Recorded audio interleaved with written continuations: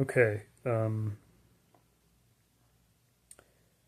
so this video is about, I guess,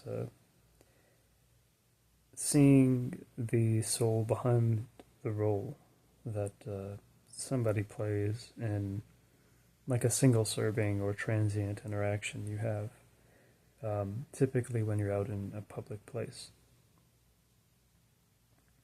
So this only works if you get good at planning ahead and at organizing certain disciplines in your life, okay? So the essence of this specific practice is, excuse me, that you can train yourself to treat whoever you meet like they'll be dead in 3 hours, okay?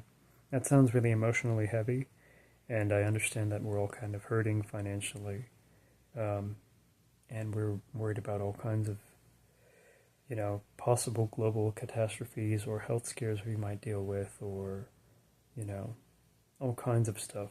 But this is something you can do to kind of deepen your connection to the locals you live around if you don't live in a particularly unsafe place where you have to be hyper vigilant 24/7.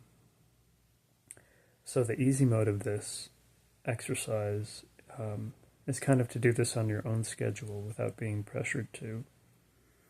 Hard mode would be kind of to do it while you're a cashier, a waiter or waitress, or a front desk receptionist, and employed in numerous jobs in which you have to basically babysit or manage other people, particularly as they get flustered and fail to regulate their own emotions. So I did this sort of thing when I was, a cashier at my previous job. I was a customer service associate, and I trained myself to think about the ways in which people might suffer when they were not maybe kind of perturbing and pestering me into giving them maybe unwarranted discounts or sales or coupon passes or something.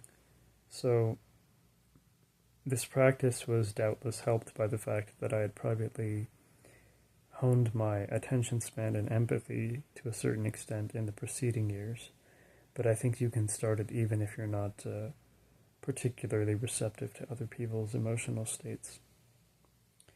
So if you train yourself to think about everything that locals are feeling when you're alone, and you do that in a way that suits your natural energy budgets, to use a vague term, you'll feel a deepening love for people rather than so-called compassion fatigue or empathy burnout.